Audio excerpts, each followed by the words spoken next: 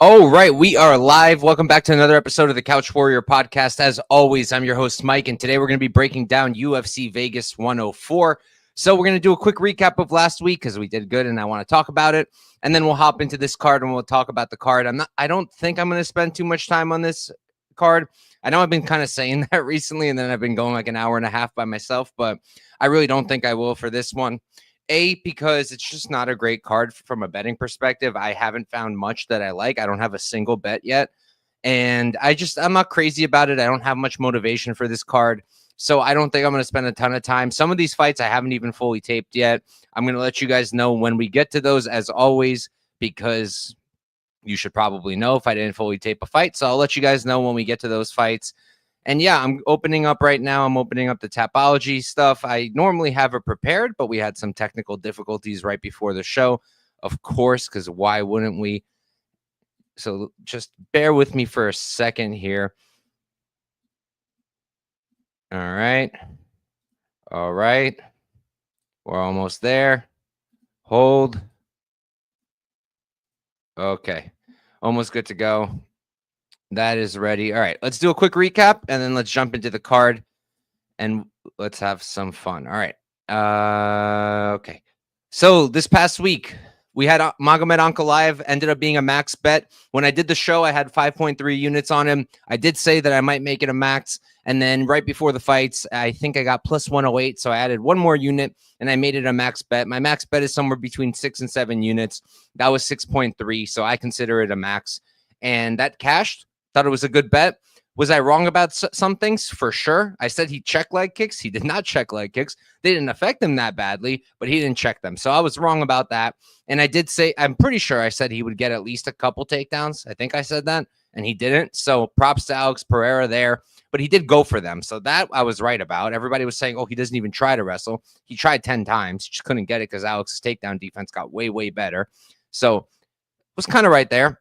And then my other point was I literally said multiple times throughout the week that I don't think he needs to wrestle. I would, as someone who had a max bet on him, I wanted him to at least try, and he did. But I said that he could win the fight on the feet, and he did. A lot of people are complaining, saying that he won because of the clinch, which is hilarious because if you actually watch the fight, he didn't clinch up until the 4th round, and he won that round, sure. But then he clinched in the 5th round. He didn't even win that round. Only one judge gave it to him. I didn't give him that round, and most people did not. So how did he win? Because of clinching. It's major cope. It is what it is. Then we had Ignacio Bahamondes, 2 units, cashed that at plus 100. I didn't expect it to play out that way, but you know, my part of my read was that I just don't know where Turner is at, and I don't know if he's a good nail these days. And turns out that he's not really doing that great, and he decided to retire, which is really sad because I'm a huge Turner fan. I've always been very high on him. I normally back him. I don't normally fade him. And it kind of sucks that he's retiring. He's 29, you know, and maybe he could have just gone to welterweight and filled in the frame, kind of like Sam Patterson. I mean, the dude's taller than some light heavyweights, you know, 6'3". So you would think maybe he can try going to welterweight, but you know, he knows himself better than anybody else does. So can't really say much there, but cash that play on Bahamondes plus money. I didn't think he should be. And yeah, and then we had Amanda Lemos plus 120 for 1 unit. Cash that. Didn't lost on the sub plus 1,000 for 0.2 units. So I profited 1 unit off of that bet. I mean, I was saying the whole week that I thought Lucindo was overrated as hell, and I think I'm right there, but I didn't expect it to play out that way. I thought Lemos should outstrike her, and essentially out-grappled her, which is interesting. And I'm not sure what that says about both of them. You know, like, does Lucindo have bad takedown defense? I don't really know, because that was very strange. I didn't expect that. So we'll see how they match her up later, but it was nice to cash that, especially because I was so passionate about it. Would have sucked if I was super wrong. And then DeJordan Santos, I laid the chalk there. Terrible, terrible play. I thought he won the fight, but still just a bad play. Like, he was not minus 182 in that fight. You know, that was a pick'em fight. So that was a bad bet. And then I had fight goes the distance on Santos Francis Marshall minus 145 to win 1 unit. That cashed. I thought that was a pretty damn good bet. I would make that bet over and over again. Marshall got robbed, and I feel really bad for everybody who had a Marshall ticket because you made a fantastic bet. He won that fight. I thought 30-27 made sense when that first judge's scorecard got read. And then they gave it to Myron Santos, which just, I feel bad for all you guys who had him. You made a very good bet on Marshall. I'm glad I stayed away from a side, but still. Then I had the little parlay I came up with for fun. Roofie KO, Miranda KO. That came out to plus 259. I put a half unit on it because like that's not my kind of parlay at all. And I can't tell you the last time I played something like that, especially not tracked. So that cashed, that felt nice. Both guys cashed it pretty easily and in the first round. Crazy knockout from Hoofy, crazy knockout from Miranda. So that was good. Not really a crazy knockout from Miranda, but he just overwhelmed Morono completely. Then I had Petrosian round 3 decision. Was it a good bet?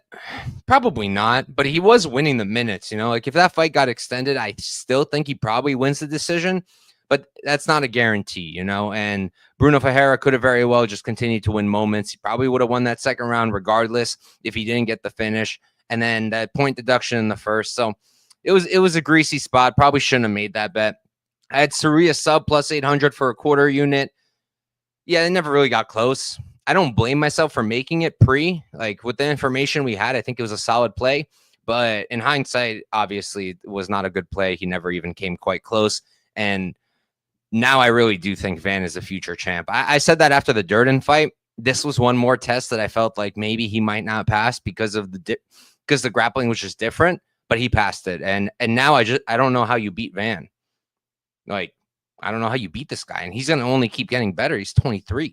It's crazy. And then the last bet I had was the Fiziev Gaethje over 2.5 at minus 130. It was a little scary. First in the first round when Fiziev had him in like I don't even know what to call it. Was it like a reverse triangle? It was something like that. He was on top. It looked like maybe he might sub Gaethje. It was a very strange position. And then Gaethje hits him with an uppercut in the second round. That's when I really got nervous.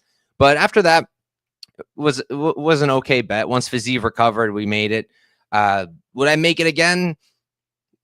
I don't know. I don't know. Maybe not because it was a little stressful, but I was glad to have cashed it. So total profit on the event for UFC 313 was 9.31 units. I will take it. I'm very happy with it. And I'm going to try my hardest not to piss it away this week. So let's jump into the card now for UFC Vegas 104. Let's try not to make this too long of a show.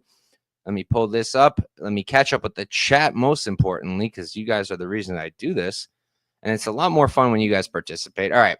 Daz in the chat. What's up, Daz? Prime Vettori. Let's go. Let's go indeed. Irish Springy. Ankh was a signature couch max bet. I'm not sure what that means, but I'll take it.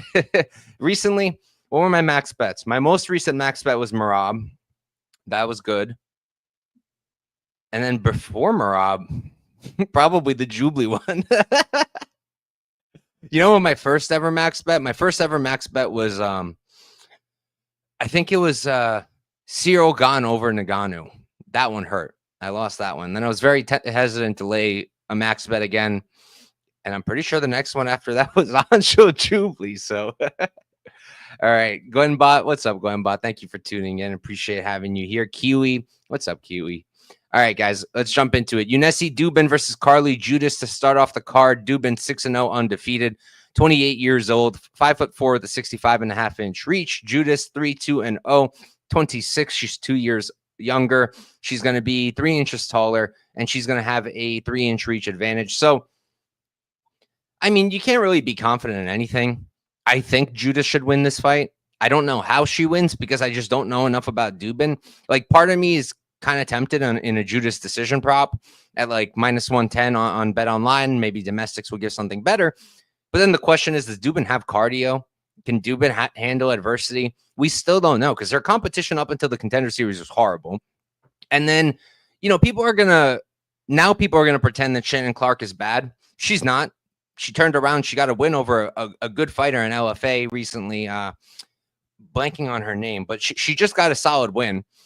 And she's not bad. She got caught. Realistically, like if I'm being real with you guys, from the info we have, Shannon Clark minus 1,000 was probably around accurate. I still think that if Shannon Clark and Duben fought 10 times, Clark beats her probably 9.5 times, 9 times. I just feel like, I don't know, from that short little amount of time during that fight of Duben Clark, I was looking at it, I was like, my God, Duben is awful.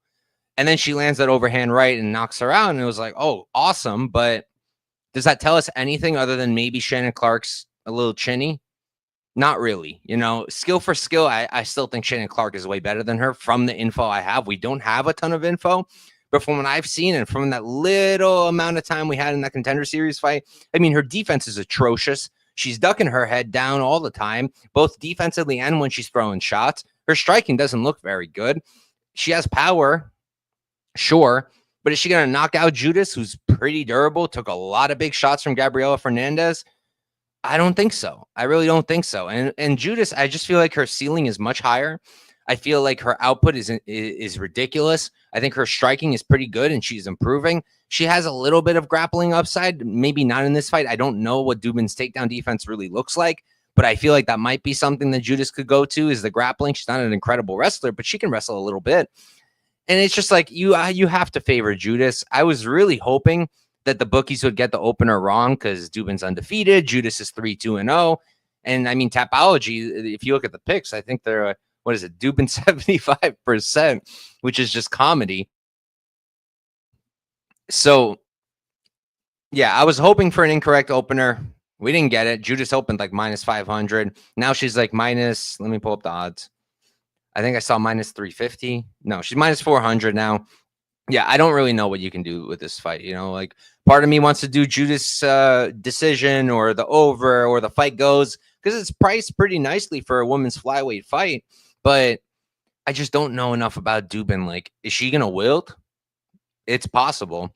So I'm gonna see what the domestics give us on certain props, like maybe Judice round 3, Judice round 2. If they're nice prices, maybe I'll play it small. I don't want to play it too big because we're lacking a lot of info.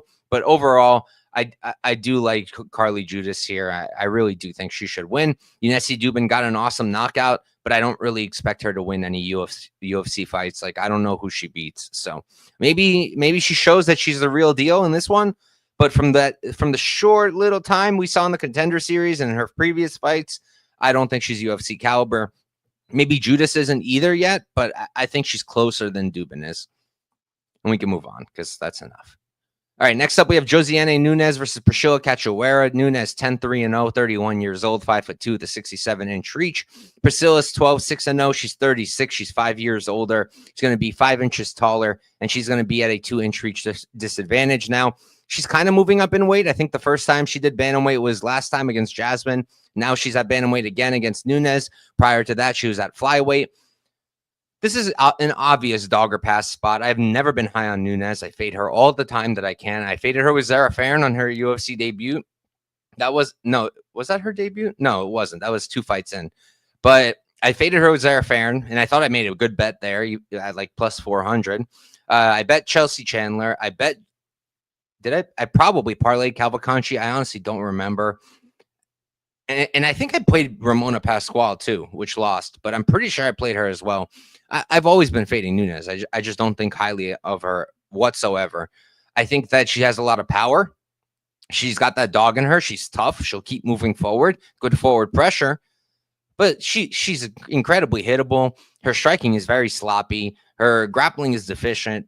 But almost all of those things are true about Priscila also. Priscila is probably even more hittable somehow. Her grappling is also deficient. And she's also a little bit sloppy. But I do like Priscila striking more. She's going to be the bigger woman here. I think that while both of them hit hard, I kind of lean towards Priscila having a little bit more power, a little bit more pop on the punch. And I just think she's going to have a little bit more success overall. So I am picking her to win. I haven't got to a bet yet just because I've been hesitating a little bit. Literally everybody is on Cachoeira. Everyone I've spoken to has a play on her in some fashion, plus 185 I've seen, plus whatever it is. But a lot of people are on Priscila, and I understand why. But that makes me a little bit nervous, and I think that's why I've been a little tentative, but I will probably get to the play because it does make sense, and that's probably why everybody is on it. Because what is Nunes really good at other than just having power? Like, having things isn't being good, Like, having power doesn't mean you're a good fighter. You just hit hard. I don't really know what Nunes does great other than constantly putting people on the back foot. So I have to go with Cachoeira here as a pick. I'm like not dying to play it, but if I'm picking her and she's plus 150, I should probably put a unit on it, and I probably will. I'm just kind of dragging my feet because I'm just not crazy about it. And I don't really want to donate all my profit from last week. All right. Next up, we have Andre Lima versus Daniel Barez. Lima, he's going to be 10-0 undefeated. He's 26, 5'7" with a 67-inch reach. Barez, 17, 6-0, 36. He's 10 years older. Not great. 5'6". He's 1 inch shorter, and he's going to be at a 1.5-inch reach disadvantage. So I need to tape this one a little bit more. I got to tape it a little bit, but not as much as I would like. I'm definitely going to return to it. Barez stood out to me. He was one of the spots that stood out to me pre-tape the most because plus 285, that seems a bit much. That seems a bit steep to me. I'm high on Lima. I do like Lima just like everybody else.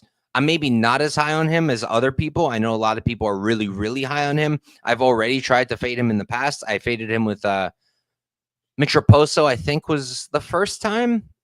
But don't quote me on that. I might have done it with Severino, but I don't remember. And I don't think I bet Santos, though, Felipe. I don't think so. But I did bet Raposo, which was a bad bet.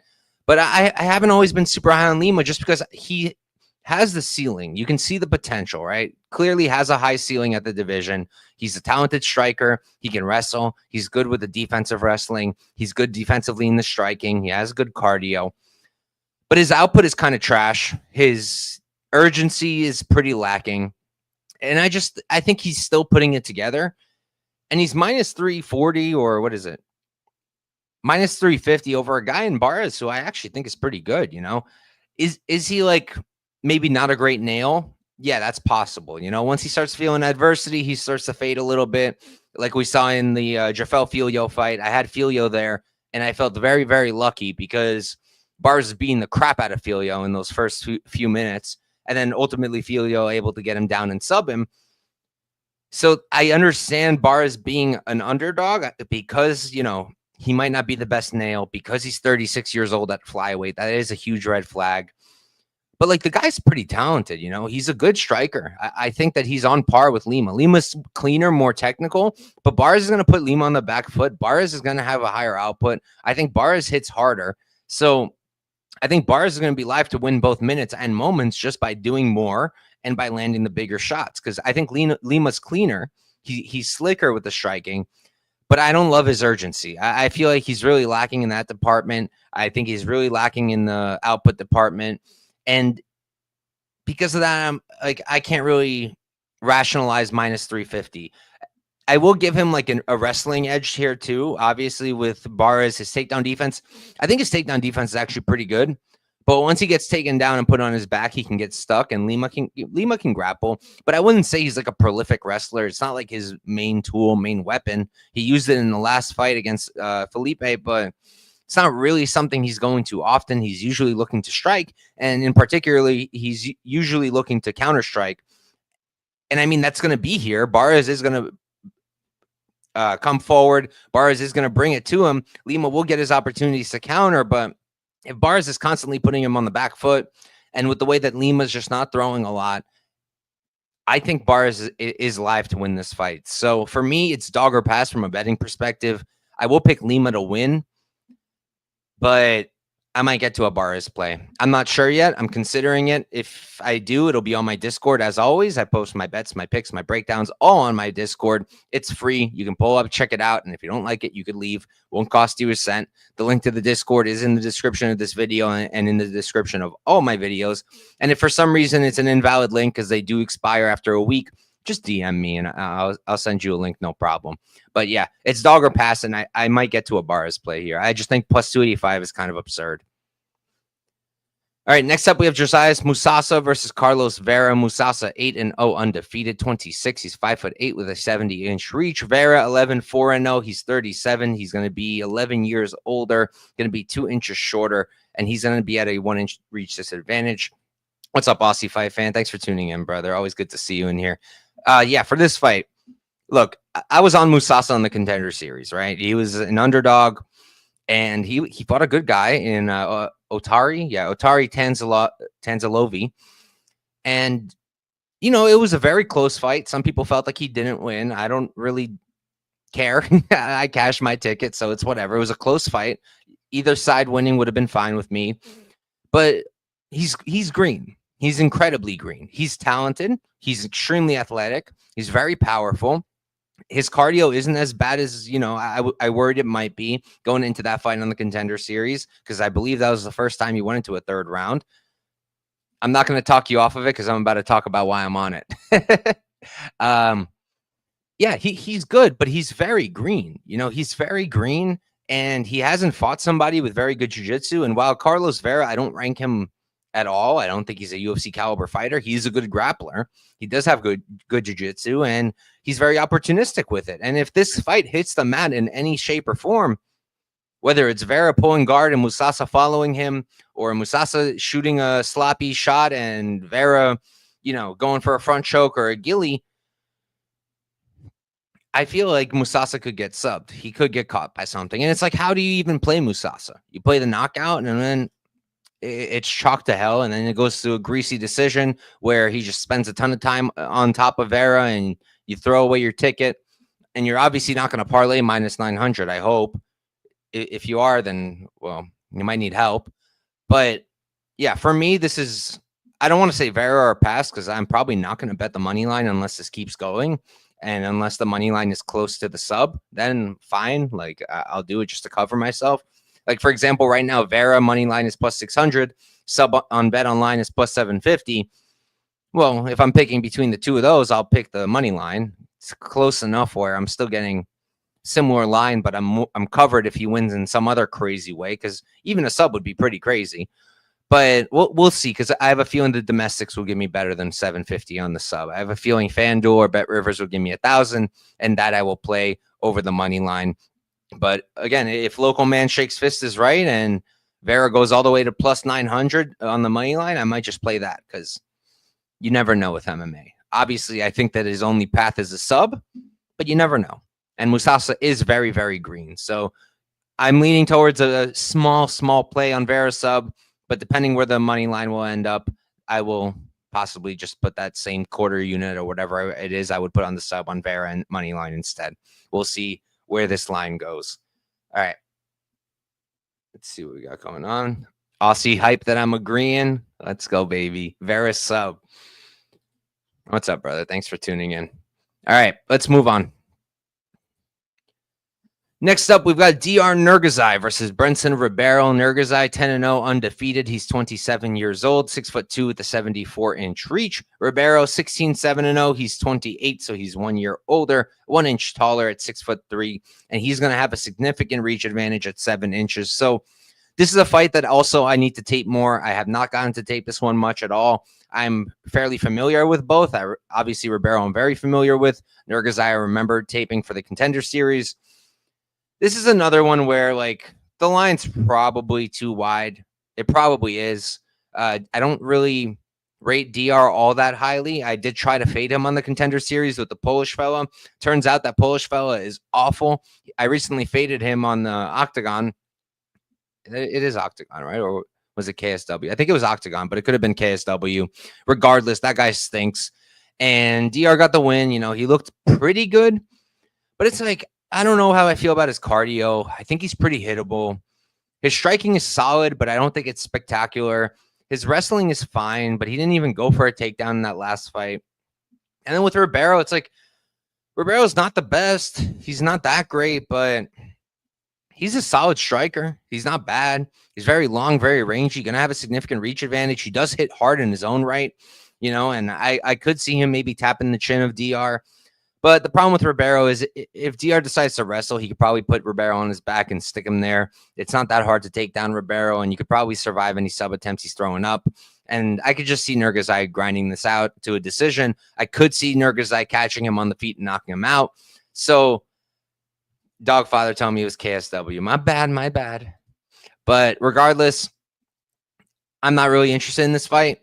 That's why I haven't taped it yet, really. But I will tape it. I'm going to see where I'm at. Like, gun to my head, if you made me make a bet on this fight, I'd probably bet Ribeiro money line if you forced me to make a bet. But I don't really want to do that. Plus 280 does seem wide, though, because I feel like Diyar is a little bit overrated, but I will pick him to win the fight, and I definitely have to look into that one a bit more.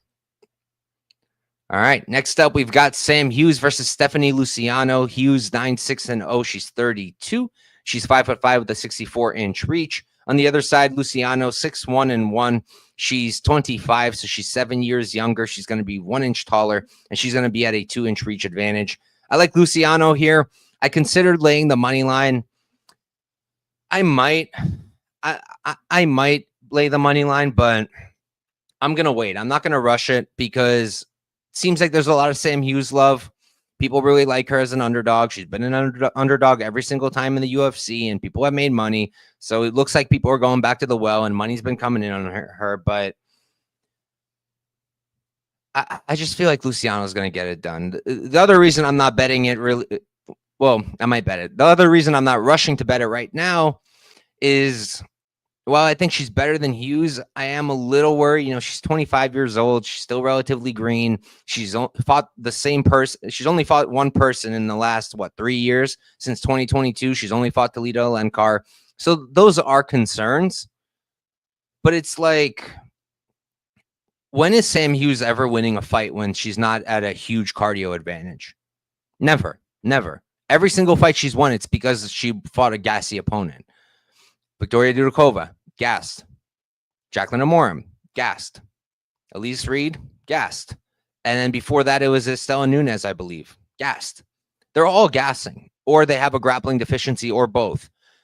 Here, it's like Luciano clearly has really improved the takedown defense after that first Alencar fight. I think it's people. A lot of people are still pointing at that first fight as a problem, and it's like she came back, had a rematch against the girl, completely corrected all problems, and you're still just hanging on to that first fight. Like, I feel like anybody doing that is doing themselves a disservice, because you have to work with the information we have. And the information we have is after that fight, she worked on that takedown defense. She stuffed 9 out of 10 takedowns. And when she was the one who ended up on top in, I believe, the second round, she didn't stick around there. She got right back up and made Alencar get up. So I think she learned her lessons, which is good. She showed good fight IQ in that second fight when she chose to stand up and not stay on the ground on top of Alencar. And I think she's a better striker than Sam Hughes. I think she's far more athletic than Sam Hughes. I think her output is really good. And I also think Sam Hughes is a punching bag, but that's a whole nother issue. So outside of Hughes cage pushing, and I don't know how she wins a fight without Luciano dropping the ball, because I don't think Luciano's gassy. That's normally how Hughes wins fights. And I don't think Luciano has bad takedown defense, and that's the other way Hughes wins fights. So how does Hughes win this? I don't know, but I'm also hesitant to lay minus 220 on a 25-year-old woman's MMA favorite when she's only fought Alencar in the last 3 years. So yeah, I'll pick Luciano. I might get to a play, but I'm not running to it. But I have zero interest in Sam Hughes here. Zero. Because this is just not, in my opinion, it's not one of those fights where she wins. Like, when she wins, it's because she has a major cardio edge, and I'm not seeing that here. And we can move on. Let me catch up with the chat though. Let's see. Outcast Kid, never late, brother. Thanks for tuning in. Is this weekend a stay away card? Yeah, I'm probably staying away from most things. I don't think I'm gonna have much stake on this fight at all, on this card at all. Great weekend, Couchos. Thank you, brother. Appreciate that. All right, and then they both suck. Bet it's going to decision if you bet. Well, it's minus 500, so I don't have a ton of interest in that. But anyways, let's move on. We've got Waldo Cortes-Acosta versus Ryan Spann. Acosta 12-1-0. He's 33, 6'4" with the 78-inch reach. Spann 22-10-0. He's 33 as well. He's going to be 1 inch taller, and he's going to have a 1 inch reach advantage. So I know some sharp people on Spann. I know some people that I think are very good at this MMA gambling that are on Spann that like him here. So going into the tape, I thought, if they liked him, there's a good chance I'm going to like it. But I don't really like it. I can see the angle. I can 100% see the angle. And I guess at the current line, it's probably dog or pass. But it's like, look, Spann's moving up to heavyweight, and that could be a good thing. It could be a good thing. Worked out for Kennedy Nchukwu. We see these moves up in weight sometimes work for guys. Sam Patterson's another example. But I don't know if he's doing it properly. Like, I don't know if he's going to be adding on mass or if he's just going to stop cutting weight altogether and just pull up and, out of shape, because that's a possibility too, especially knowing Ryan Spann and the way he is sometimes. He doesn't seem to care half the time. I don't know if he's doing this move up because it's good for him and because he's adding that mass to him, or if he just doesn't want to cut anymore. So that's a concern of mine. I also think that Spann is a terrible nail. I don't think he handles adversity well at all. I think he's kind of chinny. I'm certain his cardio is bad. And I just don't really like his game all that much. He's pretty front loaded. I could see a world where he could win a decision here, but that would require him following a game plan and using fight IQ. B, that would require him probably wrestling and doing so for 15 minutes, or submitting Waldo, which is possible, I guess. We haven't really seen Waldo face anybody proactively trying to submit him in the UFC, but I don't know. My gut's just telling me that this isn't it. Spann is a good wrestler, and Waldo could be taken down. You go back to the Lima fight, and he did get taken down a few times there. But honestly, for the most part, I feel like his takedown defense is pretty good, and I think his get-ups are pretty good as well. So as long as Spann doesn't take him down and sub him in the first, I don't really think Spann's going to sub him later. And I don't know that Spann can wrestle for 15 minutes. I just don't think he can. So I don't love that angle for him. And then on the feet, Spann's not bad. Spann's a pretty decent striker, but can he put together a competent 15 minutes on the feet? Not really. We kind of saw that against Smith. Like, not really. He does slow down big time. He gets much slower. He's got a good jab. If you use that jab more, that'll be a really good weapon. But overall, he's a solid striker. He does have a lot of power, and it might translate, again, depending on what kind of move up in weight this is. If it's a move up because I don't want to cut anymore, it probably won't translate. An example is Francisco Prado. Look, he moved up to welterweight, and that power was absolutely non-existent anymore. But then there's guys like Sam Patterson who do the move up right. They build mass. They don't come in chubby. And he got a knockout against a really good guy. So, again, it's all going to depend on what kind of move up in weight this is for Spann. This could be really beneficial for his cardio. I just don't know.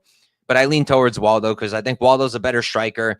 I think that Waldo is far more durable. And I think that Waldo has better cardio. And really, just the durability and the cardio is probably going to be enough to beat Spann most times. And in this particular fight, I really feel like Waldo should be able to win this. As long as Spann doesn't sub him in the first round, I think Waldo's going to be okay. I think he's a solid striker. He's a good boxer. And like I said, durability and cardio are in his favor. And I just think that Spann's a terrible nail. I think he's gassy. And I don't know what kind of move up in weight this is. And we can move on. Let me catch up with the chat first. Let's see.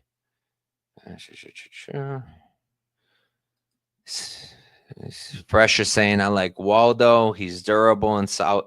Well, I wouldn't say he has solid wrestling. I mean, he got takedowns against, what's his name? Rebellis, but Rebellis just has no ground game. I don't think I'm ready to say Waldo can wrestle, really. I think that he just fought an opponent with abysmal ground game, Waldo for the win. I agree. He is durable. Yeah, I like Waldo here to win. I don't have any interest in the Spann dog shot, but yeah, we can move on. Next up, we have Su Young Yu versus AJ Cunningham. Yu is 14-3-0. He's 29 years old, 5'6" with a 65-inch reach. Cunningham 11-4-0. He's 30, so he's 1 year older. He's going to be 4 inches taller, and he's going to have a 6-inch reach advantage. If anybody knows why Cunningham is moving down to 135, please let me know. I've been trying to figure it out. I've been looking for interviews. I haven't been able to find anything. He fought at lightweight against Ludovic Klein. He fought at lightweight in the fight before that. And then before that, he was a featherweight. And to find out if he had a bantamweight fight, you have to go all the way down to his amateur career. It was like his 3rd, 4th, and 5th, something like that, his amateur fights. He had 3 AMI fights at bantamweight. The rest of his entire career is at featherweight and lightweight. So I don't know why he's moving down all the way to bantamweight. If anyone knows, Grateful Dude is asking, if anyone knows, please let me know, because that would be great information to have. And I don't know. I don't know if he can make the weight cut. I don't know.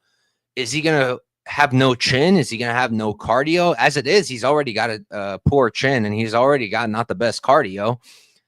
So this seems like a poor decision to make, and I'm not really quite sure why he did it. But it's an interesting fight because I don't think that Su Young-Yu should be minus 700. You know, Ludovic Klein was minus 900 against AJ Cunningham. Ludovic Klein at 155, a guy who can strike, and in my opinion is much better than Su Young-Yu, was at a similar line to what Su Young-Yu is now against AJ Cunningham. And it's like, okay, AJ's chinny, but does Yu have any power? No. Okay. AJ can be outstruck, but is Yu a good striker? Not really.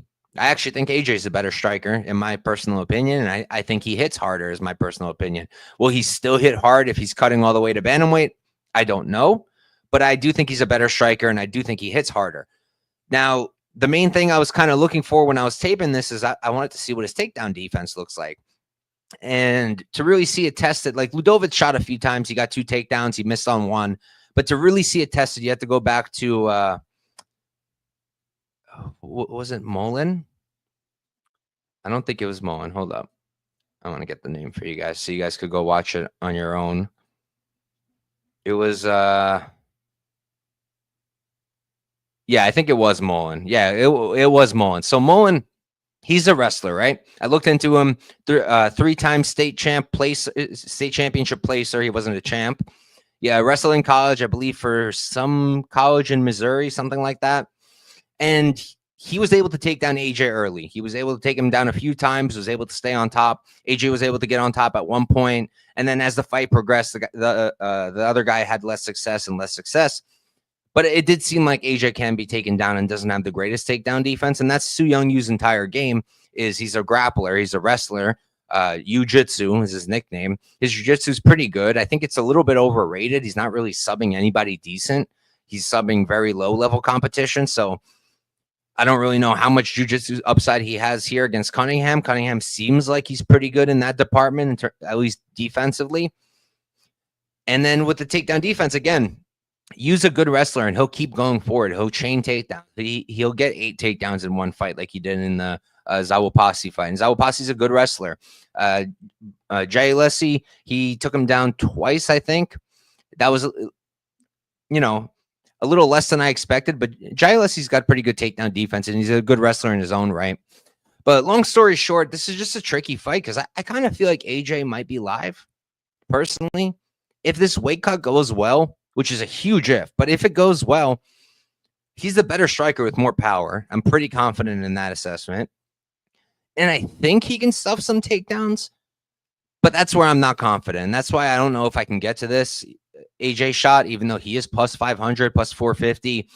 I don't know if I can get there with all these questions that I have of how is this counter grappling going to look against higher level competition? How's this weight cut going to go? It's just too many questions. But what I do kind of like is I kind of like the over 2.5 or the fight goes. Fight goes right now is plus 130. I'm hoping for like a plus 100 or a plus 110, 2.5. And I might do that because I feel like Cunningham is more live than people are making him out to be, but I don't necessarily think he's going to win. So I feel like this might be a better way to target it, where you will probably get takedowns. There will probably be a ton of cage pushing and grappling involved, which should bring us over as long as Yu doesn't sub him. And while that's Yu's nickname and all that, I don't actually rate his jiu-jitsu all that highly. So I don't really think he's going to sub AJ. So for me, I kind of think that Yu's going to come out here and win a decision.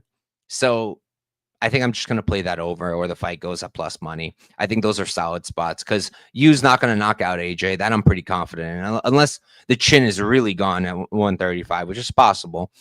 But if he doesn't knock him out, I think we go to a decision, and I think that's what I'm going to target. I think I'm going to go fight goes. But I also don't blame anyone taking an AJ shot because watching the tape, I was like, this dude makes the cut and stuffs the takedowns. He'll outstrike you. I really think so. So I don't blame anybody taking the shot. Real Fight Pick saying he doesn't believe in road to UFC fighters as UFC fighters.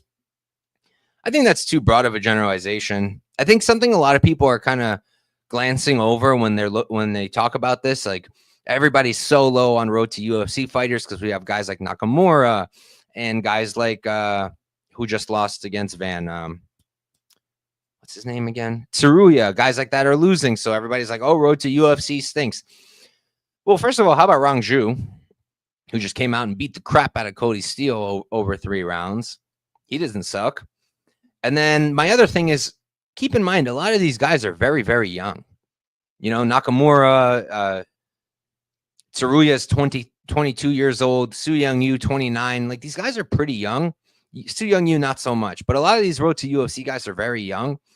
And I think that's why they're not as great as some people think as a lot of us expected them to be. But I also don't think road to UFC fighters, as a generalization, are as bad as some people say. Like, there's some good guys. A lot of them are very green and very young. Local man shakes fist saying he trains at law school MMA, getting in that time. Yeah, I was trying to see like where he's training. I couldn't really place him. I don't know if he's still at law school MMA. It looked like he spent some time 3 months ago or something like that at Extreme Couture, which is good. But I don't really know where he's training on a day-to-day basis. But either way, yeah, for me, this is a pass unless you play the totals. It's total or pass, and I'll probably get to a total. All right, next up we have Damon Blackshear versus Cody Gibson. Damon is 15-7-1. He's 30 years old, 5'10" with a 72-inch reach. Gibson 21, 10-0, 37. He's 7 years older, same height, and he's at a 1-inch reach disadvantage. This is another spot where I know a lot of people, and pretty much all of them are sharp, that are on Cody Gibson. So I thought I would like it, but I didn't really like it, to be honest. I wasn't crazy about it. Like, a win over Chad Aniliger by grappling and a win over Brian Kelleher, to me, don't really mean a ton. The fight against Brad Katona, like, he overperformed what I expected, and I thought he looked pretty good there. The output was phenomenal. You know, he was willing to plant his feet and go to war. And the takedown defense looked pretty good too, but it wasn't like super impressive. And then the Miles Johns fight, I was on him against Miles Johns. I thought he would outpace Miles, and he couldn't do that. Didn't really throw a ton. Got planted on his back a few times. He does a good job scrambling, does a good job getting back up. I can't give him too much crap there. But Blackshear, in my opinion, he's bigger, more physical than someone like Miles Johns, and he has better jiu-jitsu than Miles Johns. And I bring those things up because I just think those things lead to better control on the ground. And I think that Blackshear will be able to take Gibson down. And I just think that his control is going to be a lot better than somebody like Miles Johns. I think he's going to keep Gibson there. And while Gibson can scramble very well, so can Blackshear. And I think Blackshear is just going to be able to keep him down there, hold him down, threaten submissions. Both guys have good jiu-jitsu, but I think Blackshear's is better. Both guys are solid strikers, but I kind of think Blackshear is better. The only real thing I'll give Gibson over Blackshear is I think he's going to have more output on the feet. I think he's going to throw more. And don't get me wrong at all. I do think the line's wide, and I don't think Gibson's a bad play whatsoever. I think this is a fight that Gibson could win. This is a fight that could play out close, and if it plays out close, you want to be on the side that's +3, whatever it is, 50, whatever line it's at. But for me personally, I think I'm just going to stay away. I'm not super interested in this fight. I think Blackshear is going to get it done. I think he's a really, really good fighter. I think he's losing to really high-level competition. And even then, like, he lost to Mario Batista on 1 week notice in a fight that I thought he might have won. I had him there, so I'm biased, but I thought he might have won that fight. So, and then comparing him to Cody Gibson, for me, it's a pass, just a complete pass. If you forced me to bet on this fight, yeah, I'd probably take Gibson. I'm not laying -500 on Damon. That's for sure. But overall, I like Blackshear here. I think he should get it done. I lean towards the decision. All right, next up, we have Alexander Hernandez versus Kurt Holobaugh. Hernandez, 15-8-0, 32 years old, 5'9" with the 72-inch reach. Holobaugh, 21-8-0. He's 38. He's 6 years older, 2 inches taller, and he's going to be at a 2-inch reach disadvantage. What's up, SD Crusader? Thank you for tuning in. All right, so for this fight, I have some mild interest in Holobaugh here. I'm considering a play. I've been kind of watching the line. It's +180 right now, or it was a second ago. Yeah, it's still +180. And it's like, it's a winnable fight for him in that Hernandez just doesn't really separate. He's a little bit gassy. It's hard to trust. His performances are really hit or miss. You know, sometimes when he's on, and sometimes he's just not there at all. And I'm personally never laying the chalk on Hernandez again. The last time I did it was against Damon Jackson. I don't remember if I bet on or against. I don't think I bet on the Hubbard fight, but I know that I did bet him against Damon Jackson and lost, and that was extremely frustrating. The dude just makes a lot of errors. The gas tank is questionable. Now, I do think that lightweight is much better for him than featherweight. All those fights that he's losing recently, those are at featherweight. Damon Jackson was at featherweight. Billy Q was at featherweight. What was the other one he lost? Bill Algeo, all at featherweight. So maybe that cut was really affecting the cardio. Maybe that's why he was gassing a little bit harder. Maybe that's why he was having some brain farts with the fight IQ and just making bad mistakes. So that makes me a little less tempted to fade him, considering this is now at lightweight. And, you know, Kurt is 38. Kurt has taken a ton of damage. And Kurt can get stuck on his back because he's dangerous there. So he's kind of too happy to play off of his back. And that is a concern. And at the end of the day, I also think that Hernandez hits harder and he's the cleaner striker. So all that said, I think that he's the rightful favorite. But the line feels kind of wide when this also feels like the kind of dynamic where Hernandez will struggle. You know, Kurt, he's got that dog in him. He brings the fight every single time. Yeah, not so much in the Ogden fight, but Ogden's very different. You know, Ogden's a guy who game plans well. He did act kind of stupid in the Moises fight, but again, a different matchup. Game plans well, and he's a good wrestler. All he really had to do was take Kurt down and stay safe. And he knew that, and he did it, and he won. Hernandez can wrestle, but he doesn't wrestle often. And when he does, it's like, it's fine. It's good. Like, he'll probably get the takedown, but can he stay safe? I'm not certain about that. Holobaugh could probably throw something up. And if Holobaugh actually uses that jiu-jitsu to scramble, I don't think Hernandez keeps him down. And then on the feet, like I said, Hernandez is cleaner, but Kurt's not going to give him space. He's not going to give him space at all. Kurt targets the body really nice, which I think is going to be a really good weapon here. And if he can just get Hernandez's back to the fence, which he does very often because he's always moving forward. I think he can have a lot of success because I really like his clinch game. I think he does really good work in the clinch, in boxing range, in the pocket. I think that Kurt can do a lot of good work. He just has to take away the distance from Hernandez because at distance, Hernandez is definitely cleaner. And I think Hernandez is live to land clean shots and hurt Kurt at distance. But if Kurt can put him on the back foot like he likes to do, take away that range, I think he can find a lot of success on the feet. I think he can maybe even hurt Hernandez as the fight progresses. Maybe he can catch him in something. And I think that grappling will be a little bit tricky for Hernandez to deal with if Hernandez does choose to wrestle. Kurt could maybe try to wrestle himself, but I don't think that's a super good game plan because I just don't really see him taking down Hernandez. I don't think Kurt's that good of a wrestler. And yeah, I just don't see him getting his own takedowns. I feel like for Kurt to capitalize on that jiu-jitsu of his, he needs Hernandez to take him down. And I'm not sold that Hernandez will do that, but he might. So we'll see. I'm not super confident in this fight. I'm confident that I'm not betting Hernandez, that I can tell you. And I'm confident that I'm considering Holobaugh, but I don't know if I'm going to get to a bet. I told myself if it hits plus 200, I'll do it. If it's going to be under there, I don't know. Like, I'm looking at that plus 180 and thinking about it, but I'm hesitant because I do think that at lightweight, Hernandez is a bit better in the cardio department. I don't really expect him to grapple and give Kurt that path. And if he keeps the range, this is a very winnable fight for Hernandez. But again, that's a lot of reliance on his fight IQ and his decision-making and his cardio. And I don't trust Hernandez. So yeah, major dog or pass. And I might get to a Holobaugh spot play. I just haven't yet. Next up, we have Kevin Vallejos versus Sungwoo Choi. Vallejos, he's 14-1-0, 23 years old, 5'7" with a 68-inch reach. Choi on the other side, 11-7-0, 32. He's, 9 years older, going to be 5 inches taller, and he's going to have a 6.5-inch reach advantage. Real quick, let me see what the chat was saying about the Hernandez-Kurt fight. Local man says Kurt is the play line, makes no sense. It makes some sense, but it is wide in my opinion. What's his record as a favorite? Yeah, it's probably awful. If he wrestles heavy, he likely dies late. Yeah, again, I'm just not sure if at 155 it's better or not, and I don't think he's going to wrestle heavy. But yeah, I agree with all these things. It's dog or pass. All right. Vallejos and Choi, though. Let's go back to that. So another spot where the line's definitely wide. Without a doubt in my mind. That line is wide. Choi is bigger. He's fought the better level of competition outside of Kevin's fight with Gene Silva. And I just feel like, he's probably competitive with Kevin everywhere. Kevin's not really a prolific wrestler. I think if anything, Choi probably has more wrestling upside than Vallejos. Vallejos, he does seem to have a good takedown defense. It hasn't really been tested all that much. So I can't really say with certainty whether he can stuff a lot of takedowns or not. And Choi can mix in the grappling. So that could be a path for Choi.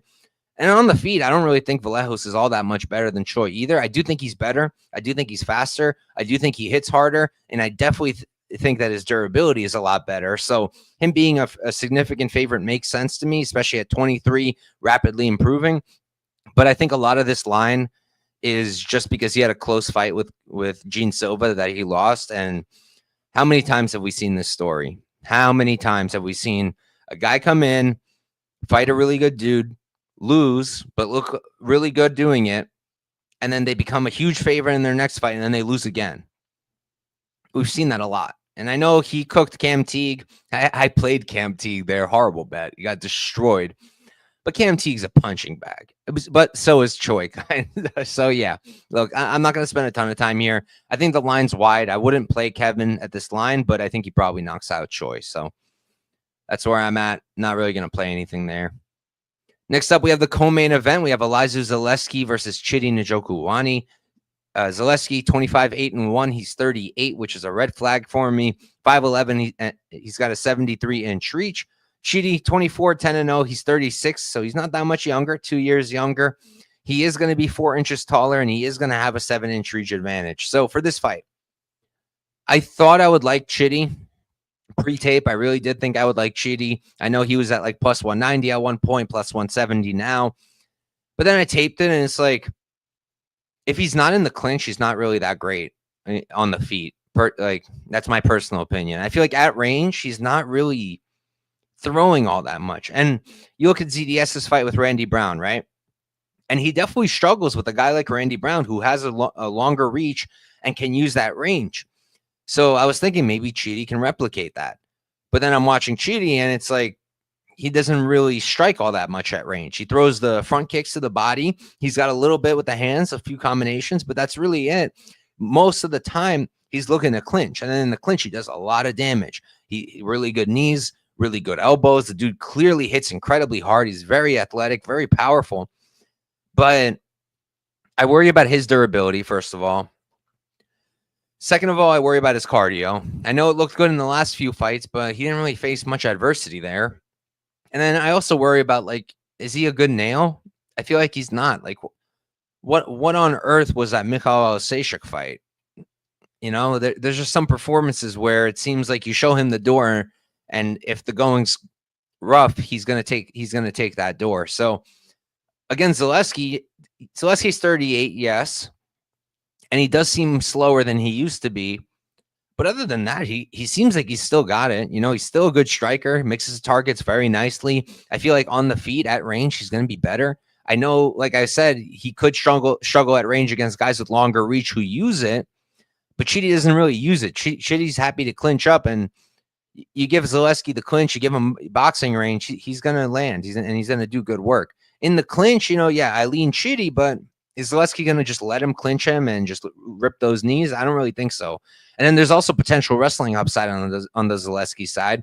I feel like if anybody gets takedowns, it's going to be him. Chidi's takedown defense is not that great. His get-ups are not that great.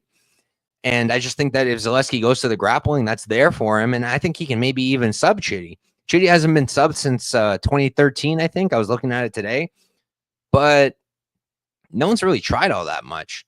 The best grappler he's fought is probably G-Rod, and G-Rod just went to war with him and was also losing half his face in the process. So didn't really get much in terms of grappling there. So I just think that if Zaleski survives the early, onslaught from Chidi, the early clinch attempts, I feel like he should be fine here. And I kind of lost all my interest in the Chidi bet. So for me, it's Zaleski here as the pick. I'm not going to back him. I don't want to lay minus 200 on him at 38 years old when I do respect Chidi and I respect his power. And I think that if he can clinch Zaleski all 3 rounds, he could definitely win the fight. But I just don't think he's going to get to clinch him. And I don't think he does enough at range to really take advantage of the things I've seen on the tape on the Zaleski side. So I think Zaleski should win this fight. And just off of the durability and the fact that he doesn't look for the door, I have to favor him a decent chunk just off of that. So, and then add on the possible grappling upside and everything else I said. I feel like Zaleski at the current line is fine. I wouldn't play it, but I think it's an accurate or close to accurate line. What I am kind of interested in, though, 2 bets, and they're kind of different. They're kind of like at odds, but I kind of like both. I'm thinking maybe a possible over 2.5 if it's good plus money, because I don't really think Chidi's going to knock out Zaleski. And I think Zaleski could knock out Chidi, but I don't think he does that at a high clip. I think that if Chidi gets finished here, it's because he looks for the door. And, you know, I like to have hope in guys, and you never know, right? Like, look at Brundage. I said the same thing about Brundage, that he looks for the door, and he went through some serious adversity in his last fight and got the win. So you never know. That's why I'm not really looking to back Zaleski at -200, but I like that over. Like I said, I think that might be a good spot. And then I kind of like Zaleski sub, and I lean towards the Zaleski sub. I just haven't seen numbers yet. I don't know what the price is going to look like, but if it's a decent number, I might do that. Like I said, I know Zaleski's not getting a ton of submissions, and I know Chidi hasn't been subbed in 10 years, but Zaleski's got some nice grappling. You know, he was able to take the back multiple times in the what fight was it? Was that Brown? I already don't remember off the top of my head, but we've seen him take the back. We've seen him use some I think it was the Brown fight. We've seen him use the grappling, and I think he could do that here. So I'll be looking at the sub prop for Zaleski. I'll be looking at maybe the over, but probably shouldn't play the over with the fact that I'm saying that Chidi might look for the door. Probably shouldn't play the over. I would rather play the sub probably, or just pass. But we'll see what they give us. Then they haven't opened up anything yet other than the over 1.5, which is, what is that at? Yeah, I'm not interested in that. The fact that BetOnline didn't put out props makes me think, nah, I don't think that necessarily means that. They didn't put out props for Van Saruya till like super late in the week. They were like avoiding it at all costs. I think they just don't know what to do with certain props, and they might be waiting for other books to do it first. Usually BetOnline's the leader. They go first, but my guess is they don't know, so they're going to wait and see what other books do, because I'm pretty sure they opened this at 2.5. At least that's what Fight Odds is saying, because it says it opened at 2.5 -240, but I can't imagine that was up for long. That must have been taken down very quickly, and I'm assuming they just didn't know what to do, and that's why there's no props yet. But yeah, for me, it's just a pass. Zaleski sub is the only thing I'm really interested in. That's crazy. You got the +190 on the under 2.5. That's a good bet. That's a good bet. When I opened fightodds.io and I was looking at that, I was like, no way. And in fact, no way. They did take it down. All right. We're up to the main event. We've got Marvin Vettori versus Roman Dolidze 2. This is a rematch. Vettori, 19-6-1, 31 years old, 6 feet tall at the 74-inch reach. Dolidze, 14-3-0. He's 36 now. He's 5 years older. He's going to be 2 inches taller, and he's going to have a 2-inch reach advantage. So, interesting fight. I don't know who asked for it, but here we are. We got it. I had Vettori in the first one. I believe I had him parlayed at -275, and it was a terrible bet. It was a terrible bet because while I feel like he won that fight, I'm not confident in that, and I feel like you definitely could have given that fight to Dolidze. So at -275, that was a bad play, but that was a 3-rounder, right? That was a 3-rounder, and this is a 5-rounder now. And Roman Dolidze has only gotten older. I wouldn't say that he's had any performances where he looked better. I think that fight against Vettori was the best he has ever looked, and hasn't looked that good since, and never looked that good before. And I just don't really know what Dolidze's path is here outside of an early finish. Like, maybe he'll be competitive again, but I feel like Vettori is going to bank the later rounds. I feel like 5 rounds really favors Vettori. I don't really think Dolidze is going to be able to wrestle him and take him down. I think, if anything, Vettori could take Dolidze down. I don't think it's smart, because Dolidze's got good jiu-jitsu, and he's very good at, taking opportunities when they're presented to him, like what he did to Jack Hermanson, whatever on earth that was. Like, he can pull some crazy stuff off on the ground. So if I'm Vettori, you can probably take him down, but I don't think it's the best move. Maybe like here and there, and then just let him up, just so he worries about the takedown, and then the striking's a bit easier. But overall, like, Dolidze is going to have more power, and he can win more moments on the feet. Vettori, not really a guy who has a ton of power. But overall, I think that Vettori is a better striker. I think that if anyone is going to get takedowns, it's probably Vettori. And I feel like 5 rounds really favors Vettori because Dolidze still gasses. He still gets tired. He still slows down, even in 3-rounders. And I just don't think he's been looking amazing. Like I said, I think the best he's ever looked was the first time he fought Vettori. And I just don't know that he's going to look like that again now that he's even older. That was, what, like 2 years ago at this point. And Vettori's been out for a while after the Cannonier beating. You know, he got his ass whooped. But it's probably good to take some time off after that because he took a ton of damage. I think he absorbed like 230 significant strikes from Jared Cannonier, who hits hard. So I'm glad he took the time off. I'm glad that he, you know, now he's at American Top Team. I think that's an interesting move for him. And I think that's a good camp for him. And yeah, overall, I just like Vettori here. I think the price is fair, -170. I think that's fair. I hesitated when it was a much closer line, and I really wish I didn't hesitate. Like, it was -120 at one point, even -130, -145, -140. Had I taped it in time, I probably would have played it, but I hadn't, and I'm doing my best not to play things that I haven't taped yet. So I missed out, and now it's -170, and I think that's fair. I'm not dying to play it. I think I might just play Vettori decision. I think I'm just going to do that because I don't really think Vettori's going to finish Dolidze, and I don't really think Dolidze finishes Vettori. And I think Vettori wins a decision. So I saw +105 on BetOnline. I saw +110 on BetRivers. At this point, I'm just waiting for more books to open it, so it's a little bit more widely available before I tip it. But that's probably going to be a bet I make. And honestly, it might be one of the only bets I make. Like, the only bets right now that I'm pretty confident on making are I'm 90% sure I'm playing Vettori decision. 95% sure I'm going to play Vera by sub or the money line if it's a similar price. And is there anything else that I'm pretty sure about? I'm like 75% sure that I'm going to play the Cunningham U over. And that's really it. Like, those are the and Kurt Holobaugh I'm considering, but that's going to be price dependent. So 4 possible plays. Vettori decision might very well be the only one, or Vettori and Vera sub, something like that. I'm not going to have a lot staked on this card. I just don't like it. I don't think there's a lot of good spots. And while some of the dogs have value, they're underdogs that I just don't really want to trust. You know, like Spann has value, sure, but I don't really want to trust him. Chidi might have some value, but I don't really want to trust him. Choi definitely has value in my opinion, but I definitely don't want to fade Kevin.